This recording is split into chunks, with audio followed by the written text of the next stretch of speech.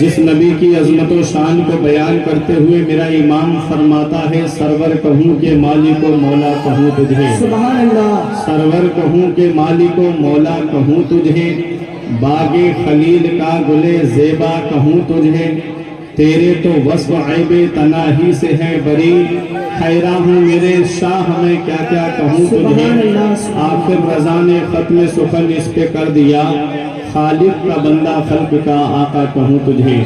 وہ نبی جن کی عظمت و شان کو بیان کرتے ہوئے میرے پیر و مرشد حضور تاج الشریعہ فخر اظہر فرماتے ہیں جہاں میں ان کی چلتی ہے وہ دم میں کیا سے کیا کر دیں، جہاں میں ان کی چلتی ہے وہ دم میں کیا سے کیا کر دیں، زمین کو آسماں کر دیں، سریا کو سرا کر دیں، فضا میں اڑنے والے یوں نہ اترائیں، ندا کر دیں وہ جب چاہیں جسے چاہیں اسے فرما روا کر دیں۔ تمام لوگ محبت و عقیدت کے ساتھ گنبد خضرا کی جانب لو لگا کر درود پاک کی ڈالیاں محبت کی تھالیوں میں اس امید پر سجا کر پیش کریں کہ زمانے سے مسلسل درد صبح و شام ملتا ہے، درود پاک پڑھ لیجئے بہت آرام ملتا ہے۔ پڑھیے آواز بلند اللہم صلی علی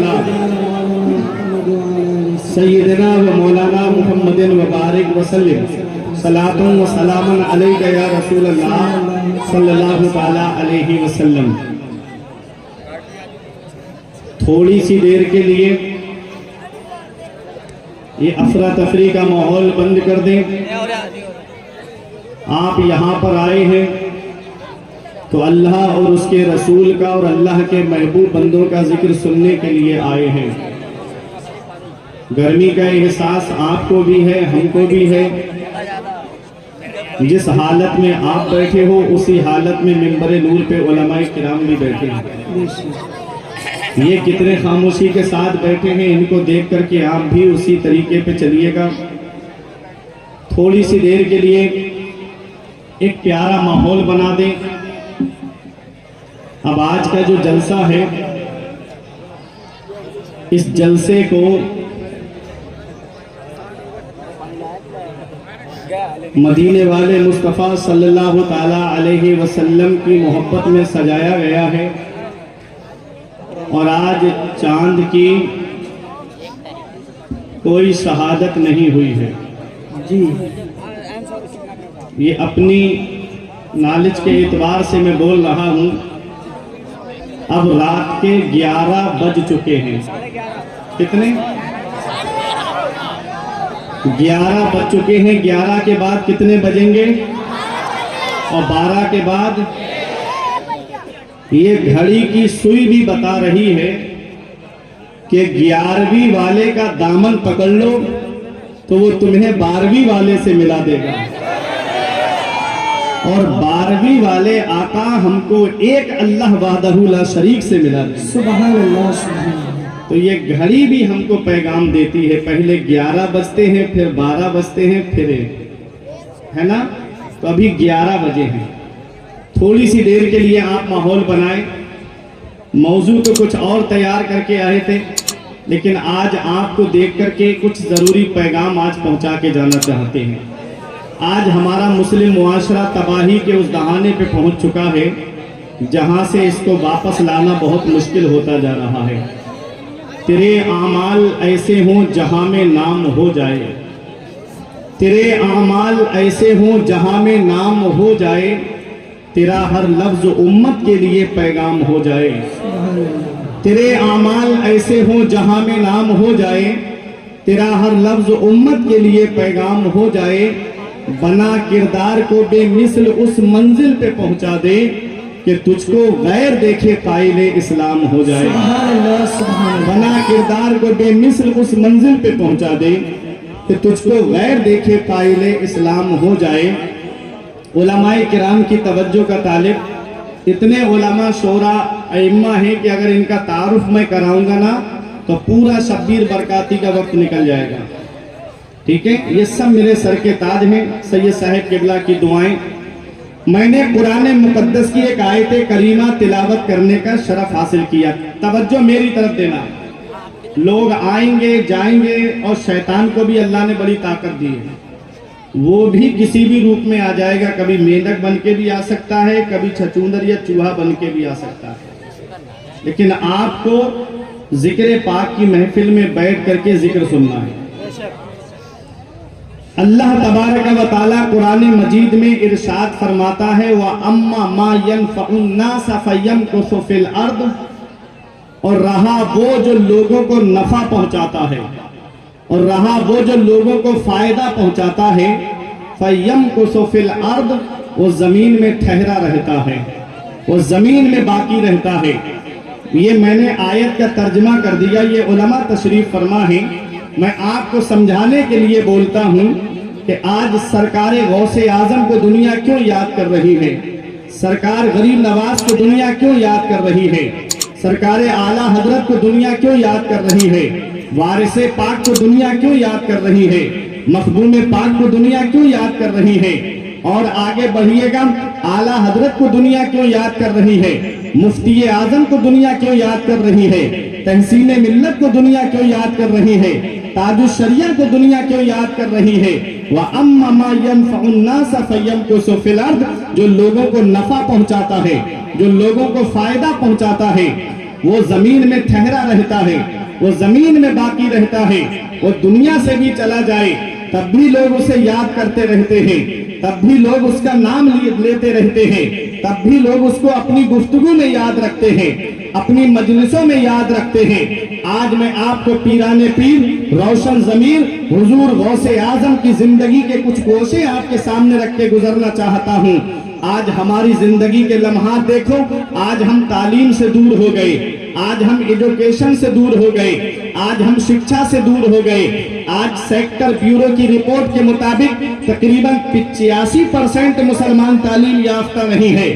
کبھی افسوس ہوتا ہے کہ مسلمانوں کی بستی سے گزرو تو ان کے بچے کوئی موبائل میں گیم کھیلتا نظر آتا ہے, کوئی واٹس ایپ چلاتا نظر آتا ہے, کوئی فیس بک چلاتا نظر آتا ہے, کوئی انسٹاگرام پہ تصویریں دیکھتا ہوا نظر آتا ہے, کوئی آئی پی ایل میں مست ہے, کوئی آن لائن جوا کھیلنے میں مست ہے, کوئی سٹا لگانے میں مست ہے. حالات اتنے بد سے بدتر ہوتے جا رہے ہیں کہ آج باپ بیٹے سے پریشان ہے. آج گھروں کے اندر ہمارے سکون نہیں رہا ہے, آج ہمارے گھروں کے ماحول بدلتے جا رہے ہیں, آج ہم پریشانیوں کے شکار ہو گئے ہیں. یاد رکھو نہ سنبھلو گے تو مٹ جاؤ گے ہندی مسلمانوں, تمہاری داستان تک بھی نہ ہوگی داستانوں میں. ہمیں کرنی ہے شہنشاہ بقا کی رضا جوئی, وہ اپنے ہو گئے تو رحمت پروردگار اپنی. آج ہم سرکار غوث اعظم کی کرامتوں کو سنتے ہیں, آج ہم سرکار غوث اعظم کی کرامتوں کو آپ سن کر کے اپنے دلوں کو منور کرتے ہو, لیکن کبھی اس کا پس منظر بھی آپ نے دیکھا ہے. سرکار غوث اعظم نے پہلے کرامتیں نہیں دکھائی ہیں, بلکہ پہلے مدرسے میں جا کر کے تعلیم حاصل کی ہے. پہلے غوث اعظم نے تعلیم حاصل کی ہے. وہ پیران پیر روشن ضمیر ہیں, وہ پیروں کے پیر ہیں. ایسے غوث اعظم کا مقام یہ ہے کہ وہ فرد الافراد ہیں, وہ سید الاسیاد ہیں, وہ جید الاجیاد ہیں, وہ قطب الاقطاب ہیں. ہاں ہاں وہی غوث اعظم جن کا یہ فرمان عالی شان ہے کہ میں وہاں ہوں جہاں سورج نکلتا ہے, اور مجھ سے محبت کرنے والا وہاں ہوں جہاں سورج ڈوبتا ہے. عبد القادر کو مدد کے لیے بلاتا ہے تو عبد القادر اس کی مدد کے لیے پہنچ جاتا ہے. کون غوث اعظم ہے؟ آپ ذرا تاریخ اٹھا کے دیکھیں. میرے غوث فرماتے ہیں میرا چاہنے والا وہاں ہو جہاں سورج نکلتا ہے, اور میں وہاں ہوں جہاں سورج ڈوبتا ہے. اگر اس کا سطر کھل جائے تو عبد القادر اپنے ہاتھوں سے اس کا سطر ڈھانپ دیتا ہے. ہم تو قسمت پہ ناز کرتے ہیں کہ خدا کے فضل سے ہم پر ہے سایہ غوث اعظم کا, ہمیں دونوں جہاں میں ہے سہارا غوث اعظم کا. مریدی لا تخف کہہ کر تسلی دی غلاموں کو, قیامت تک رہے بے خوف بندہ غوث اعظم کا. کون غوث اعظم ہے؟ ذرا سنتے ہوئے چلیے گا. سرکار غوث اعظم فرماتے ہیں مریدی لا تخف اللہ ربی اتانی رفعتا نلت المنالی, اے مجھ سے محبت کرنے والے پریشان مت ہو. غوث اعظم کہتے ہیں اے مجھ سے محبت کرنے والے مت ڈر. ہم نے عالم تصور میں عرض کیا اے میرے غوث اعظم ہم کہاں نہ ڈرے, ہمارے یہاں کا طریقہ تو یہ ہے, ہمارے یہاں کا اصول تو یہ ہے کہ اگر پردھان جی کہہ دے مت ڈر تو مطلب ہے گاؤں میں مت ڈر, اگر چیئرمین کہہ دے مت ڈر تو مطلب ہے قصبے میں مت ڈر, اگر بدھائک کہے مت ڈر تو مطلب ہے تحصیل میں مت ڈر, اگر ایم پی کہے مت ڈر تو مطلب ہے ضلع میں ڈر تو مطلب ہے صوبے میں مت ڈر، اگر پی ایم کہے مت ڈر تو مطلب ہے ملک میں مت ڈر۔ کیا کہ ہم ایک گاؤں والا دوسرے گاؤں والے سے تو ڈر سکتا ہے، ایک تحصیل والا دوسری تحصیل والے سے تو ڈر سکتا ہے، ایک قصبے والا دوسرے قصبے والے سے تو ڈر سکتا ہے، ایک ضلع والا دوسرے ضلع والے سے تو ڈر سکتا ہے، ایک صوبے والا دوسرے صوبے والے سے تو ڈر سکتا ہے، ایک ملک والا دوسرے ملک والے سے تو ڈر سکتا ہے۔ اے میرے غوث اعظم، ہم کہاں نہ ڈریں؟ کیا اپنے گاؤں میں نہ ڈریں؟ کیا قصبے میں نہ ڈریں؟ کیا تحصیل میں نہ ڈریں؟ کیا ضلع میں نہ ڈریں؟ کیا ملک میں نہ ڈریں؟ کیا صوبے میں نہ ڈریں؟ تو گنبد غوث سے آواز آتی ہے، اے مجھ سے محبت کرنے والے، جس غوث کا تو نے دامن پکڑا ہے، اس غوث کی بلندی کے جھنڈے آسمانوں پر بھی لہرا رہے ہیں، زمین پر بھی لہرا رہے ہیں۔ نہ زمین کے اوپر ڈرنے کی ضرورت ہے، نہ زمین کے نیچے ڈرنے کی۔ سبحان اللہ، سبحان اللہ، نعرہ تکبیر، نعرہ رسالت، نعرہ غوثیت۔ تبولی فی السمائی والارض دکت، اے مجھ سے محبت کرنے والے، جس غوث کا تو نے دامن پکڑا ہے، اس کی بلندی کے جھنڈے آسمانوں پر بھی لہرا رہے ہیں، زمین پر بھی لہرا رہے ہیں، پہاڑوں پر بھی لہرا رہے ہیں۔ اللہ اکبر! کون غوث اعظم ہے؟ وہ غوث اعظم تب تک کوئی ولی بنتا ہی نہیں ہے جب تک غوث اعظم کے دستخط نہیں ہو جاتے۔ ولایت کا بجٹ، اے سرولی و قرب و جوار سے آنے والوں، یہ ولایت کا جو بجٹ ہے یہ غوث اعظم کی بارگاہ سے پاس ہوتا ہے۔ کون غوث اعظم ہے؟ آپ ان علماء سے پوچھئے گا، 18 سال تک غوث اعظم نے قصبہ جیلان کے قرب و جوار میں تعلیم حاصل کی ہے، اور جب آپ کی عمر 18 سال کی ہوتی ہے، 15 سال کے ہوئے تو والد کا سایہ سر سے اٹھ گیا، 18 سال کے ہوئے غوث اعظم تب اپنی والدہ کے پاس آئے، بولے امی مزید حصول علم کے لیے بغداد جانا چاہتا ہوں۔ وہ ماں جس کی عمر 78 سال کی ہو گئی ہے، اور غوث اعظم ہے جو اپنی ماں کی تیمارداری کر رہے ہیں، جو اپنی ماں کی مزاج پرسی کر رہے ہیں، جو اپنی ماں کی دیکھ بھال کر رہے ہیں، اب وہی بیٹا بغداد جانے کی اجازت مانگ رہا ہے۔ ذرا دل پہ ہاتھ رکھ کے مجھے بتاؤ، آج کی کوئی ماں ہوتی تو کیا کہتی؟ بیٹا تو ہی میری دیکھ بھال کرنے والا ہے، تو ہی میری خدمت کرنے والا ہے، اور تو ہی چلا جائے گا تو میرے لال میری خدمت کون کرے گا؟ وہ ماں تھی غوث اعظم کی والدہ، وہ سیدہ تھی، کہتی ہے میرے لال اگر تو کسی اور کام کے لیے اجازت مانگتا تو میں تجھے اجازت نہیں دیتی، تو نے اجازت مانگی ہے تو میرے لال نانا کی شریعت کو حاصل کرنے کی مانگی ہے، جا میں تجھے روک نہیں سکتی۔ اللہ اکبر! یہاں پہنچ کے ایک بات میں آپ کو یہ بھی بتا دوں، ماں کے 3 حق ایسے ہیں کہ اولاد پوری زندگی ماں کی خدمت کرے تب بھی ان حق احسانوں کا بدلہ نہیں چکا سکتی۔ وہ 3 احسان کون سے ہیں؟ مدینے والے مصطفیٰ صلی اللہ تعالی علیہ وسلم ارشاد فرماتے ہیں، میں حدیث کا مفہوم بتا رہا ہوں، میرے آقا فرماتے ہیں 3 احسان ماں کے ایسے ہیں کہ اولاد پوری زندگی ماں کی خدمت کرے تب بھی ماں کے ان احسانوں کا بدلہ نہیں چکا سکتی۔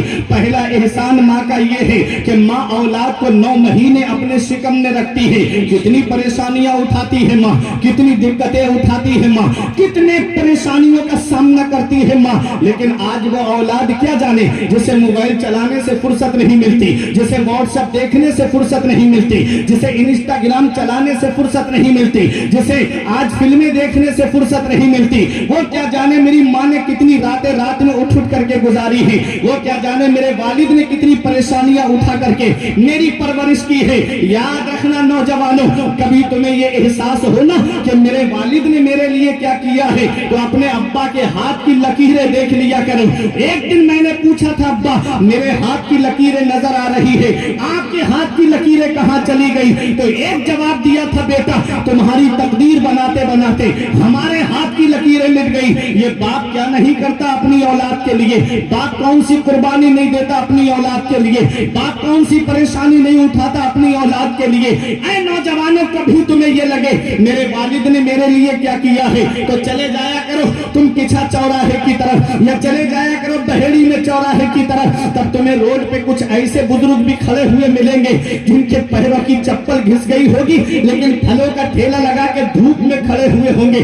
تم تو تھوڑی سی گرمی میں پریشان ہو جاتے ہو، وہ پورے دن شدت کی گرمی میں پھلوں کے के ठेले पे खड़े होकर के पूरे दिन फल बेचता है, प्यास लगती है मस्जिद की टंकी से पानी पी के आता है, पड़ोस की दुकान वाला कहता है कि तुम पानी यहीं पर क्यों नहीं पी लेते, एक 20 रुपए की बोतल लेके पानी क्यों नहीं पीते। तो एक जवाब देता है बाप कि 20 रुपए बच जाएंगे, मेरी औलाद की पढ़ाई में काम आएंगे, मेरी औलाद की तालीम में काम आएंगे, मेरा बेटा पढ़ रहा है, उसके जब वो बड़ा हो जाएगा तो उसे मेरी तरह फल नहीं बेचना पड़ेगा, एक दूसरे की झिड़कियां नहीं खानी पड़ेगी, मैं अपनी औलाद को पढ़ाऊंगा।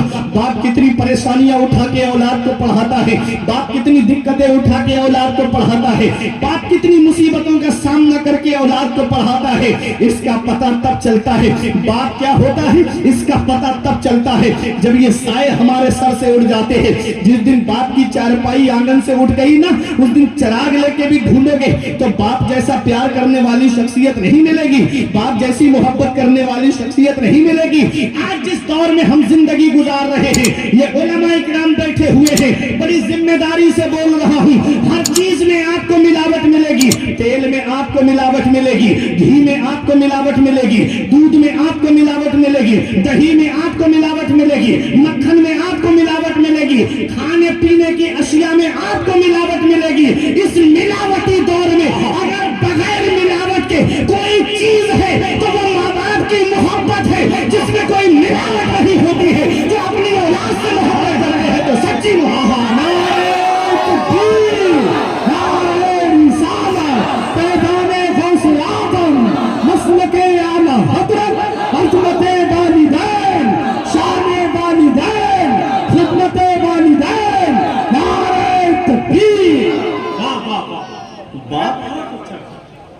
बाप बहुत बड़ी हस्ती का नाम है,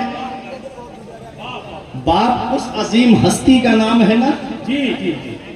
आज वालिद हयात हैं जी, बोलते हैं तो बच्चे कहते हैं अब्बा बोलते बहुत हैं जी, अम्मी बोलती है तो कहते हैं अम्मी बोलती बहुत है। तो जब उन्हीं का इंतकाल हो जाए तो औलाद जनाजे की चारपाई पे आके कहती है अब्बा बोलते क्यों नहीं, अम्मी बोलती क्यों नहीं। याद रखना नौजवानों, बाप आंगन में लगे हुए पेड़ की तरह होता है।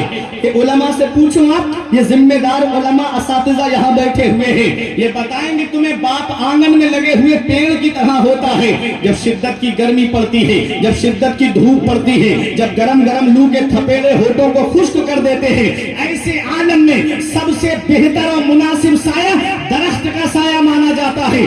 औलाद पेड़ के नीचे बैठ जाए तो सुकून मिल जाता है, बूढ़ा पेड़ के नीचे बैठे तो सुकून मिल जाता है, जवान पेड़ के नीचे बैठे तो सुकून मिल जाता है। हमारे बुजुर्गों ने फरमाया बाप आंगन में लगे हुए पेड़ की तरह होता है।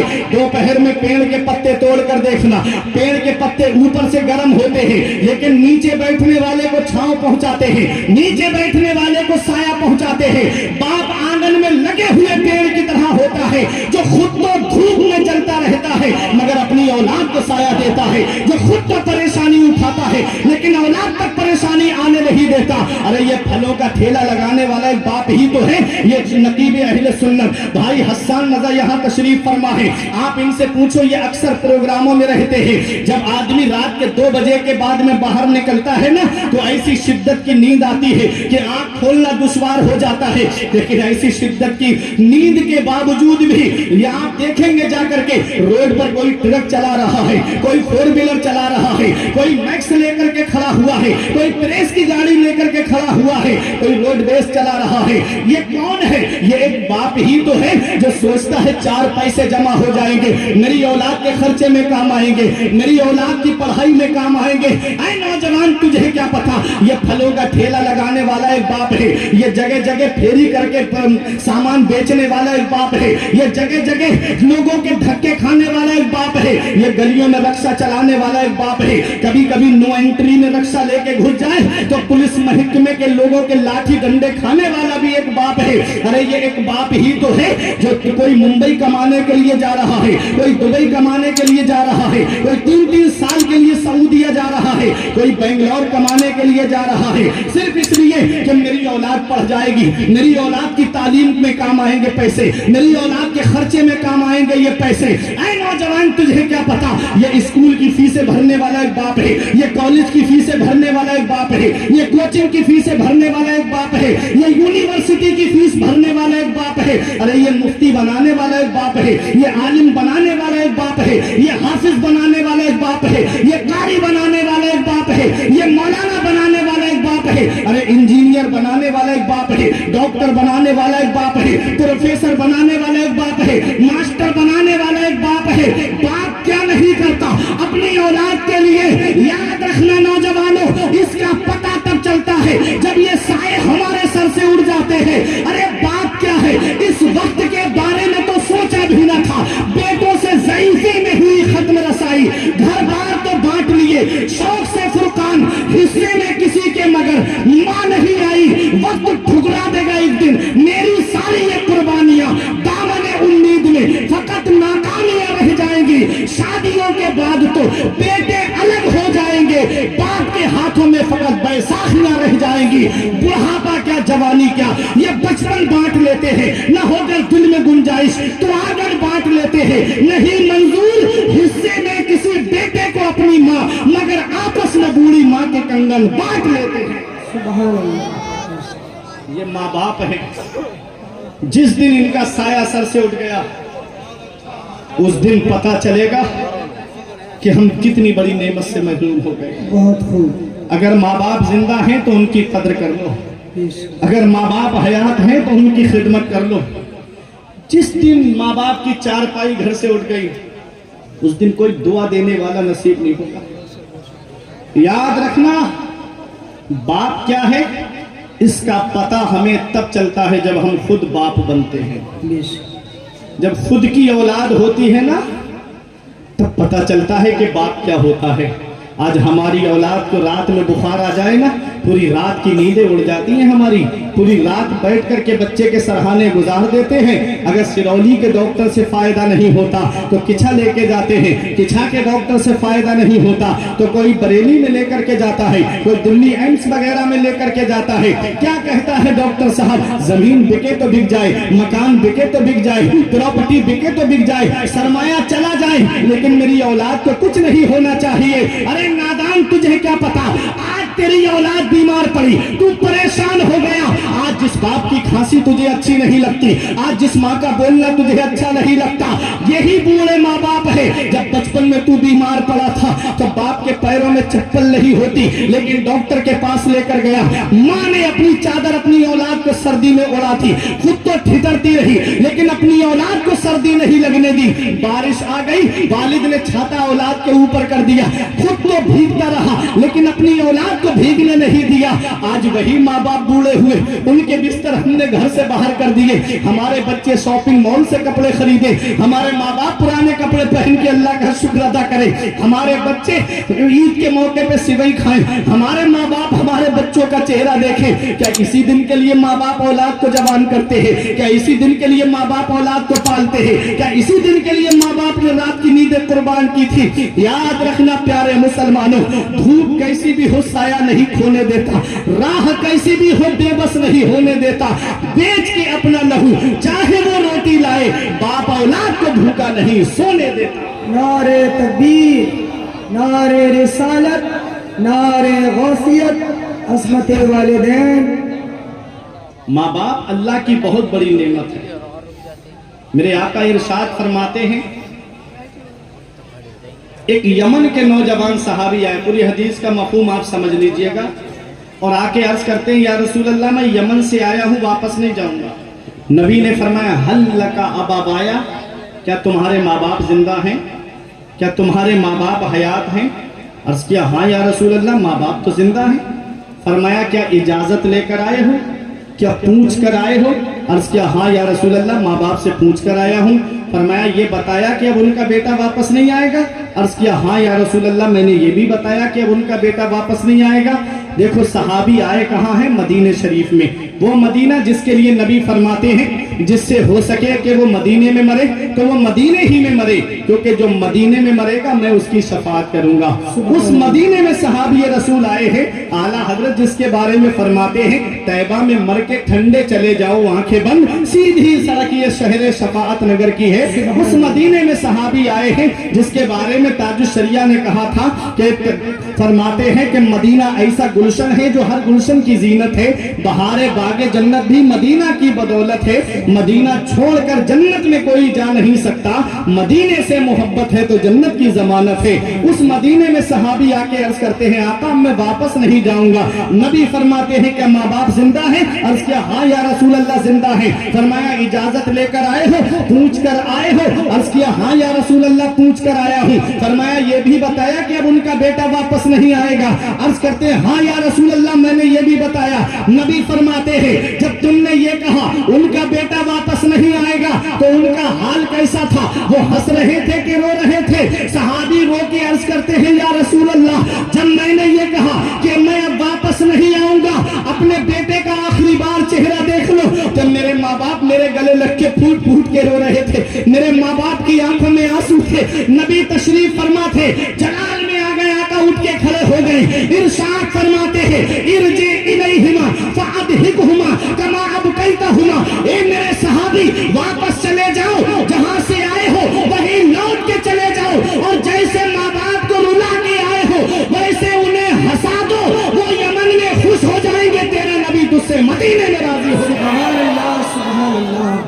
وہ ماں باپ کو ستا کر کے عمرے کے ٹوروں پہ ٹور کرنے والوں، اور ماں باپ کو ستا کر کے بغداد کے چکروں پہ چکر لگانے والوں، اور ماں باپ کو ستا کر کے ادھر ماں باپ ایک ایک پیسے کی دوائی کے لیے پریشان ہے اور بیٹا اجمیر کی بڑی دیگ میں پیسے ڈال کر آ رہا ہے۔ یاد رکھنا نبی فرماتے ہیں جس سے اس کے ماں باپ راضی ہے اس سے اللہ راضی، اس کا رسول راضی، اور جس سے ماں باپ ناراض ہے اس سے نہ اللہ راضی نہ اس کا رسول راضی۔ ارے گھر میں روٹھے ہوئے ماں باپ کو منا لو، وہ ہاتھ اٹھا کے دعا کر دیں گے۔ نبی فرماتے ہیں ماں باپ کی دعا اولاد کے حق میں ایسے قبول ہوتی ہے جیسے نبیوں کی دعا امت کے حق میں قبول ہوتی ہے۔ سبحان اللہ سبحان اللہ، زندہ باد زندہ جیسے باد۔ نبیوں کی دعا رد نہیں ہوتی ہے ایسے ہی ماں باپ کی دعائیں رد نہیں ہوتی ہے۔ اگر کاروبار میں برکت نہیں ہوتی تو ماں باپ سے دعائیں لو، اگر گھر میں برکت نہیں ہوتی تو ماں باپ سے دعائیں لو، اگر زندگی میں سکون نہیں ہے تو ماں باپ سے دعائیں لو۔ میرے سر سے میری ساری مصیبت ڈال دیتی ہے میری ماں، میرے دامن میں دعائیں ڈال دیتی ہے۔ پریشان ہو اندھیروں سے تو جاؤ ماں کے قدموں میں، وہ جب چاہے مقدر میں اجالے ڈال دیتی ہے۔ سبحان اللہ سبحان اللہ، زندہ ماں باد باپ زندہ۔ اللہ کی بہت بڑی نعمت ہے۔ سرکار غوث اعظم اپنی ماں کو چھوڑ کر جا رہے ہیں۔ نبی نے فرمایا 3 احسان ماں کے ایسے ہیں کہ اولاد پوری زندگی ماں کی خدمت کرے تب بھی ماں کے احسانوں کا بدلہ نہیں چکا سکتی۔ پہلا احسان کہ وہ 9 مہینے اپنے شکم میں رکھتی ہے، کتنی پریشانیاں اٹھاتی ہے، کتنی دقتیں اٹھاتی ہے۔ دوسرا احسان یہ ہے کہ ماں اولاد کو جنم دیتی ہے، کتنی پریشانیاں، بعض عورتوں کا تو بچے کی ولادت کے وقت میں انتقال ہو جاتا ہے، پیدائش ہو جاتی ہے بچے کی تو ایسا ہوتا ہے جیسے گویا کہ اس کو نئی زندگی ملی ہے۔ تیسرا احسان ماں کا یہ ہے کہ وہ 2 سال تک اپنا خون جگر اولاد کو دودھ کی شکل میں پلاتی ہے۔ یہ 3 احسان ایسے ہیں، اولاد پوری زندگی ماں کی خدمت کرے تب بھی ان احسانوں کا بدلہ نہیں چکا سکتی۔ بات سمجھ میں آ رہی ہے؟ ذرا محبت سے بولیں گے ہاتھ اٹھا کے سبحان اللہ، سبحان اللہ، توجہ سے سنیے گا۔ میرے آقا حضور صلی اللہ تعالی علیہ وسلم نے ارشاد فرمایا جو صبح کو ماں باپ کا چہرہ محبت سے دیکھ لے اللہ تعالیٰ جنت کے 2 دروازے کھول دیتا ہے۔ ایک موجود ہے، ایک کا انتقال ہو گیا ہے، تو جو موجود ہے اس کا چہرہ محبت سے دیکھ لے تو اللہ جنت کا 1 دروازہ کھول دیتا ہے۔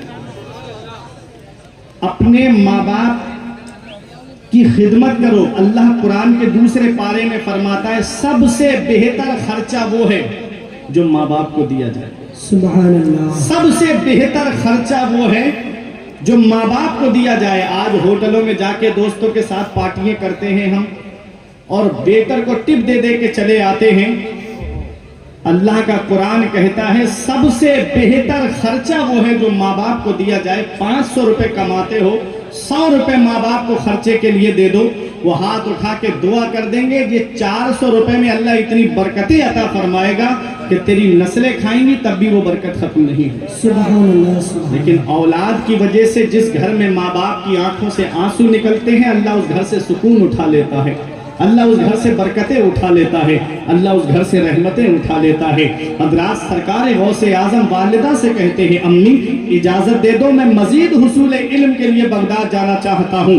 غوث اعظم تو پیران پیر ہیں, غوث اعظم تو روشن ضمیر ہیں, انہیں تعلیم حاصل کرنے کی کیا ضرورت تھی, انہیں علم حاصل کرنے کی کیا ضرورت تھی. ارے وہ تو مادر زاد ولی ہے, وہ تو پیدائشی ولی ہے, ارے وہ ولی ہی نہیں ہے, وہ تو ولی گر ہے. تب تک کوئی ولی بنتا ہی نہیں ہے جب تک غوث اعظم کے دستخط نہیں ہو جاتے ہیں. وہ غوث اعظم علم حاصل کرنے کے لیے قصبہ جیلان کے قرب و جوار کے مدارس میں جاتے ہیں, پھر بغداد تعلیم حاصل کرنے کے لیے جاتے ہیں. یہ ان جاہل پیروں کے منہ پہ تماچا ہے جو کہتے ہیں مولوی کا راستہ اور ہے اور پیروں کا راستہ اور ہے. ارے پیر وہی ہوتا ہے جو پہلے عالم ہوتا ہے. ارے اگر عالم نہیں ہوگا تو شریعت کے مسائل کو کیسے جانے گا, نماز میں کیا فرض ہے یہ کیسے جانے گا. آج جاہل پیروں کا دور چل رہا ہے, آج جاہل پیر گلی گلی پھر رہے ہیں. یاد رکھنا پیارے مسلمانوں, ہر ایک کے دامن کو مت پکڑ لینا بلکہ بڑے سوچ سمجھ کر کے دامن کو پکڑنا. اور ایک پہچان بتاتا ہوں, کسی پیر کی سچائی کا پتہ لگانا ہے, اس کی حقانیت کا پتہ لگانا ہے تو یہ علماء بھی گواہی دیں گے. تو پہلے اس پیر کے مریدوں کو آپ دیکھ لو, اگر اس کے مرید عالم ہے, مفتی ہے, حافظ ہے تو سمجھ لو پیر کامل ہے, اور اگر میرے جاہل ہے تو سمجھ لو پیر کا شجرہ کہیں نہ کہیں رکا ہوا ضرور ہے.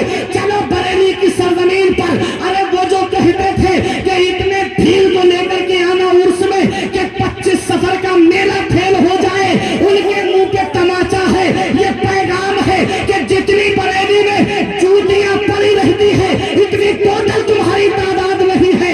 ارے بریلی کی سرزمین کو دیکھو, ہر طرف عالم ہی عالم نظر آتے ہیں, ہر طرف مفتی ہی مفتی نظر آتے ہیں, ہر طرف حافظ نظر آتے ہیں. یہ ایک پیغام دے رہے ہیں کہ وادی رضا کی کوہ ہمارا رضا کا ہے, جس سمت دیکھیے وہ علاقہ رضا کا ہے. اگلوں نے تو لکھا ہے بہت علم دین پر, جو کچھ ہے اس صدی میں وہ تنہا رضا کا ہے. نعرہ تکبیر, نعرہ رسالت, نعرہ غوثیت, مسلک اعلی حضرت, مسلک اعلی حضرت, نعرہ تکبیر, نعرہ رسالت, زندہ باد.